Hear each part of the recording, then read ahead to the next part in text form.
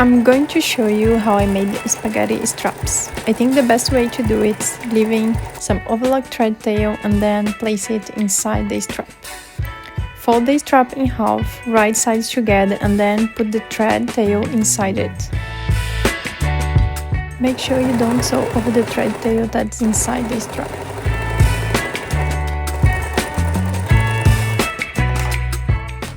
Grab the end of the thread tail and start to pull the strap inside out.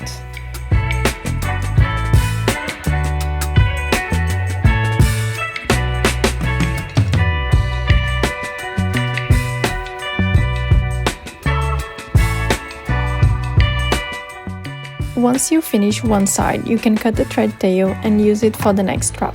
I use my straight sewing machine to attach the thread tail to the edge of the strap and then follow the same steps.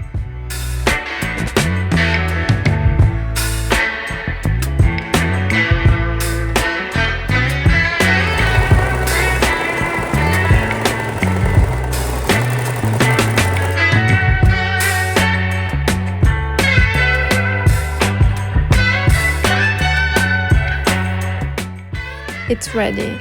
I made these spaghetti straps to add to the front of my new cardigan. I'm going to use a narrow zigzag stitch to attach the ties to the front opening. I recommend sewing in 2 points, one close to the edge and another at the end of the hem.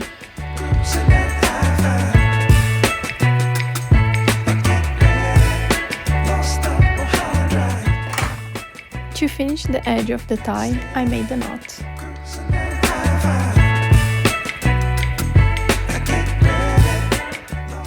The cardigan is ready.